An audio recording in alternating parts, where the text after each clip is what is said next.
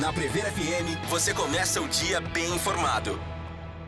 7h43, parte final do primeiro jornal desta segunda-feira. Hoje é dia do Mexa-se com Saúde, com o médico do esporte e cirurgião vascular, Dr. Rodrigo Gibim. Dr. Rodrigo, bom dia. Satisfação em tê-lo aqui mais uma vez. Bom dia a todos. Vamos aqui novamente discutir exercício, saúde, esporte, esclarecer todas as dúvidas aí que sejam pertinentes a esse contexto. Segunda-feira tá bem esportiva aqui nesse primeiro jornal, hein? Doutor Rodrigo, a respiração é fundamental para todo tipo de esporte, até pro powerlifting que o Miguel acabou de sair daqui? Eu digo até não, muito mais ainda pro powerlifting, né? Na verdade, sim, é fundamental. A gente brinca assim que a fisiologia do exercício ela é composta de 3 engrenagens principais, né? E aí, como engrenagens, elas têm que meio que atuar conjuntamente para você ter o retorno em desempenho esportivo. A engrenagem central é nosso sistema cardiocirculatório, né? Então, é onde vai ter a bomba, coração, de fato, e as veias, as artérias, para levar o sangue pro músculo que é em questão, né? O objeto final da prática esportiva. Eu preciso ter atividade muscular. Então, o músculo está num canto da engrenagem. A engrenagem central é o sistema cardiocirculatório, e o sistema respiratório é a oxigenação, o pulmão é a outra engrenagem lateral, né? Nos limitantes por exercício, efetivamente, o sistema respiratório ele não é tão limitante. A gente tem mecanismos de compensação circulatórios e musculares que acabam fazendo um pouquinho, digamos assim, um papel de compensação quando eu não tenho ótima esse processo de ventilação, de oxigenação do sangue. Então ele é o menos limitante do processo. Por exemplo, se eu não tenho músculo, eu não desempenho exercício. Se eu não tenho coração, um sistema circulatório adequado, eu tenho grande limitação para o exercício. O sistema respiratório não é tão limitante, mas obviamente é fundamental no processo de oxigenação e é um facilitador quando eu uso adjuvante, né? Eu uso síncrono ao exercício, as incursões respiratórias. Por que eu falei que, por exemplo, no powerlifting isso é fundamental? Porque eu tô exercendo carga, né? Quanto mais carga, mais necessidade de ter uma sinergia, né? Um sinergismo entre a incursão respiratória e o desempenho de força, tá? Porque senão eu acabo praticando situações que não são favoráveis para a saúde, geram sobrecarga para a saúde de uma maneira geral, que é parar a respiração subitamente no exercício da força, né? Que é um movimento que a gente chama de movimento de Valsalva, que é aquele teste que a gente faz no tiro de guerra para ver se tem hérnia, sabe? Soprar a mão. Que é uma força, né? Fazendo uma apneia, ou mesmo de segurar, fazer aquele tipo de força, né? Esse tipo de força com parada da respiração, que é um movimento de apneia, sem respirar. Isso, de uma certa forma, ele diminui a drenagem do sangue da cabeça para o coração, né? Aumenta muito a pressão na cabeça e eu posso ter algum evento, desmaio, por exemplo, principalmente com carga, né? Ou até rotura de algum vasinho na cabeça. Eu posso ter pico hipertensivo.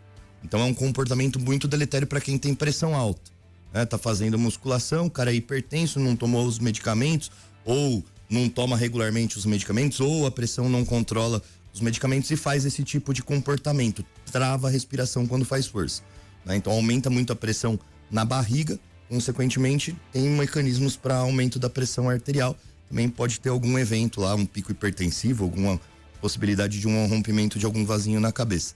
E também é um comportamento muito deletério para as nossas veias. Se eu aumento a pressão na barriga, também eu não tenho essa possibilidade. O mecanismo de drenagem do sangue da veia ele é passivo, né? A gente não tem um coração diretamente lá no pé para jogar o sangue de volta para o coração. Então a gente precisa da atividade muscular e precisa dessa diferença de pressão na barriga e no tórax. Que aí o sangue da veia chupa, ele aspira. Então se eu faço uma tensão, uma apneia, esse sangue fica represado nas veias da perna. Então para quem tem já um antecedente de trombose, quem tem uma varizes mais severa nos membros inferiores, isso é um comportamento deletério também, para fazer essa suspensão da respiração, né? Paralelamente, a gente já conversou isso a respeito do exercício no frio. É fundamental coordenar os movimentos respiratórios, né? Particularmente preferencialmente, né? Com a inspiração nasal e com a expiração pode ser nasal ou oral, conforme mais vai aumentando a intensidade do exercício, mais você acaba tendo o uso da boca ou a boca entreaberta, né, no momento respiratório.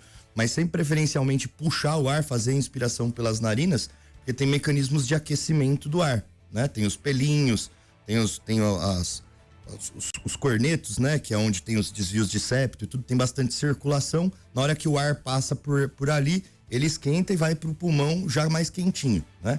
Quando eu respiro pela boca, não tem esse tempo de aquecimento do ar, e aí quem tem doença respiratória, tem uma tendência a alergia, bronquite, asma, enfim, pode ter sintoma ou acabar tendo espasmos, né?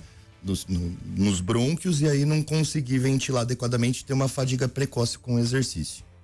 Tem uma preparação prévia, né? A gente acabou de sair aqui de um atleta que vai disputar o Mundial, para a imunidade da pessoa. E você já pensou? Você estava dando a resposta, estava imaginando. Numa prévia de um campeonato mundial, pega um resfriado, pega uma gripe, ou desencadeia uma alergia para quem é alérgico. Como é que essas pessoas podem prevenir isso? É possível? Ou vai meio que no acaso mesmo? Não é muito ao acaso, mas na verdade é todo o processo que a gente chama de periodização, né? Que é essas estratégias pontuais ao longo do período competitivo, né? Então, um período de preparação inicial que vai se intensificando ao longo do período, e isso junto com o processo de treinamento, que é mais lógico da gente pensar, né? Por exemplo, um esporte mais comum no futebol, que tem a pré-temporada, depois o cara faz o treino na academia, depois o cara vai pro campo, depois ele faz o amistoso, tem toda aquela, né, aquele processo que vai acontecendo ao longo do ano de preparo. Junto com isso vem as estratégias nutricionais, né? Eu sempre vou bater o pé nisso, nunca é só treinamento, né? Tem uma colega que trabalha comigo, cirurgia vascular também, que ela fala assim, ela vai correr uma meia maratona agora, ela fala, eu quero correr uma meia maratona, mas eu não quero ter lesão. O que eu faço para prevenir lesão? O que você pode me ajudar? Eu falo, posso te ajudar muito pouco, mas quem pode te ajudar é quem monta seu treino muscular, quem periodiza seu treino de corrida e quem monta sua estratégia nutricional. Quer dizer, se não faltar nutriente, provavelmente você vai estar em equilíbrio. O que a gente tem que pensar? Nesses caras que têm uma alta treinabilidade, ou o cara que tem uma capacidade aeróbica muito grande, por exemplo, um corredor, ou um powerlifter que treina muito tempo com muito peso, ele tolera não estar muito bem nutrido por algum tempo sem perder performance, porque ele é muito condicionado.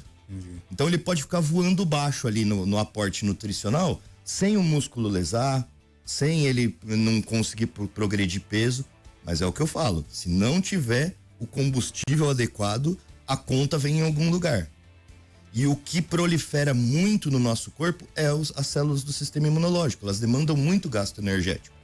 Então, se falta energia, vai vir a conta que não na performance, no sistema imune, no sono, na instabilidade do humor, coisas que precisam de energia diretamente da glicose, do carboidrato, que é, por exemplo, o nosso sistema nervoso central, o nosso sistema imune. Então a conta vem.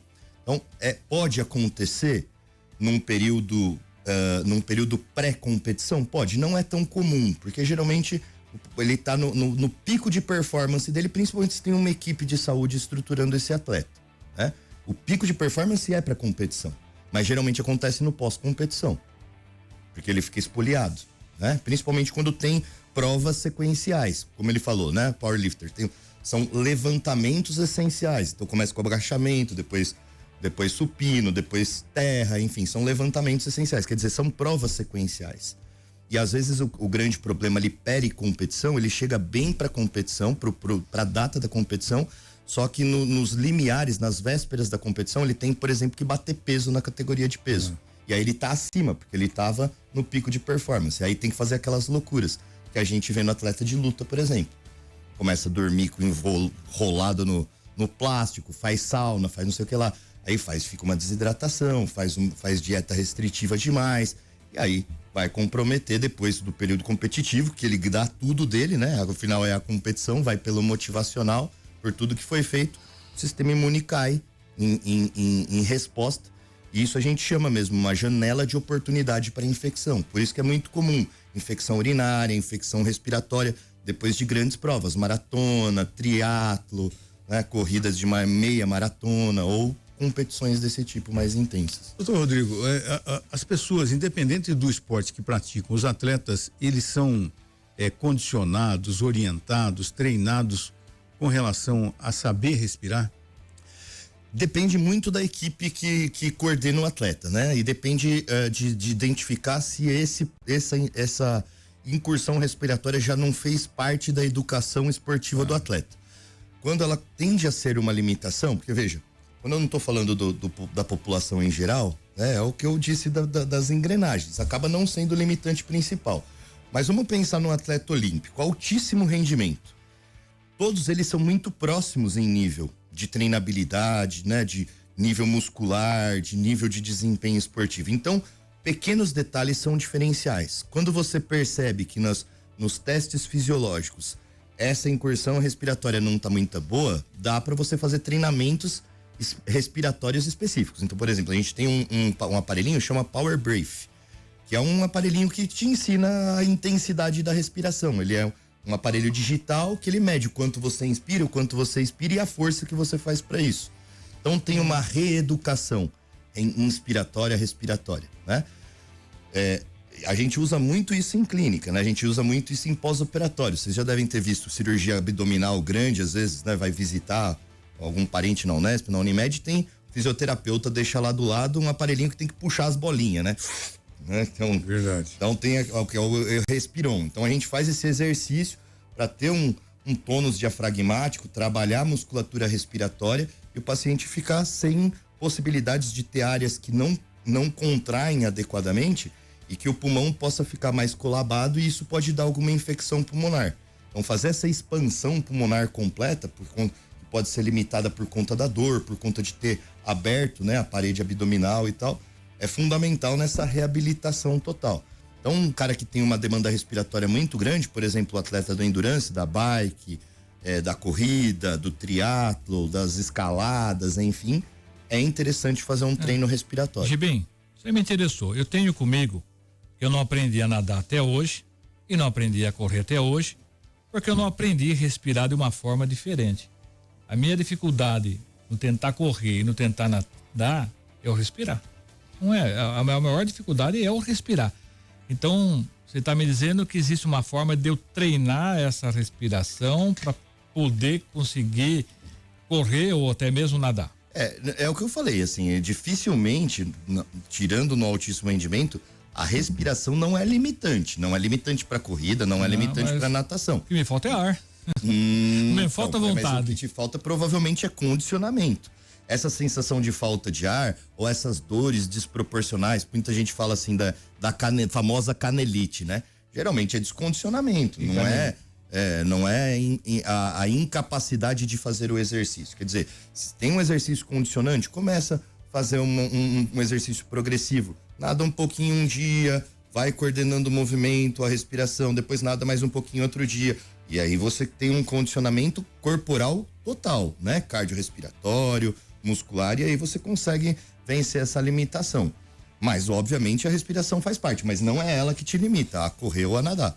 Não é a respiração, porque senão um asmático, um enfisematoso nunca poderia fazer exercício físico, né? E por isso que a gente não considera estratégia de aumento de performance aquelas coisas que teoricamente melhoram a respiração, tá? Não é doping, não é nada. Por exemplo, botar aquele trocinho no nariz, lá é mais pra cabeça do que pra qualquer outra dilatador coisa. nasal. Isso, exatamente. Ou, por exemplo, tem quem faça aqueles treinos com máscara.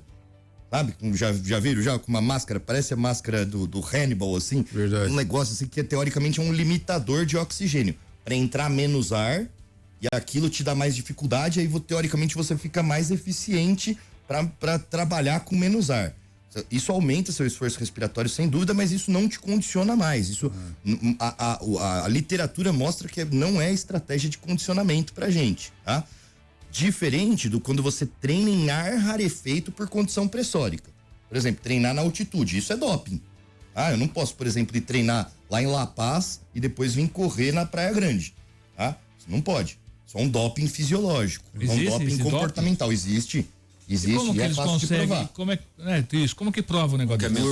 Porque o que acontece? A gente tem uma ideia hoje, não só do exame laboratorial, porque pode alterar a concentração de células do sangue, né?